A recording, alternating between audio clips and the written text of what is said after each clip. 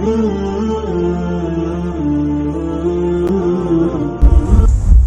لله رب العالمين الرحمن الرحيم مالك يوم الدين إياك نعبد وإياك نستعين اهدنا الصراط المستقيم صراط الذين أنعمت عليهم غير المغضوب عليهم ولا الضالين.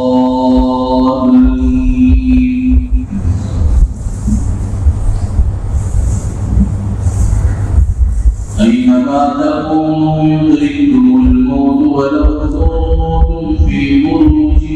مشيدة وإن تصبهم حسنة يقولوا هذه من عند الله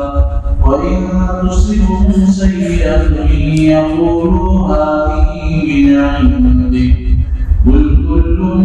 من عند الله فما لهؤلاء القوم لا يكادون يفقهون حديثا ما أصابك من حسنة فمن الله وما أصابك من سيئة فمن نفسك وأرسلناك للناس رسولا وكفى بالله شهيدا من يطع الرسول فقد أطاع الله ومن تولى فما أرسلناك عليهم حفيظا ويقولون طاعة فإذا خرجوا من عندك بيت طائفة منهم غير الذي تقول والله يكتب ما يبيتون فأعرض عنهم وتوكل على الله وكفى بالله وكيلا أفلا يتدبرون القرآن ولو كان من عند غير الله لوجدوا فيه اختلافا كثيرا وإذا جاءهم أمر من الأمن أو الخوف أضاعوا به ولو ردوا إلى الرسول وإلى أولي الأمر منهم لعلمه الذين يستنبطونه منهم ولولا فضل الله عليكم ورحمته لاتبعتم الشيطان إلا قليلا فقاتل في سبيل الله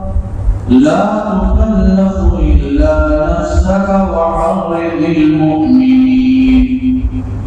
عسى الله أن يكف بأس الذين كفروا والله أشد بأسا وأشد تنكيلا من يشفع شفاعة حسنة يكن له نصيب منها ومن يشفع شفاعة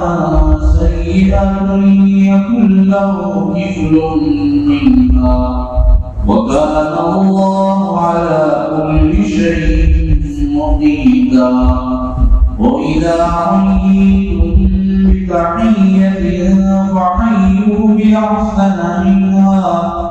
فحيوا بأحسن منها أو ردوها إن الله كان على كل شيء حسيبا الله لا إله إلا هو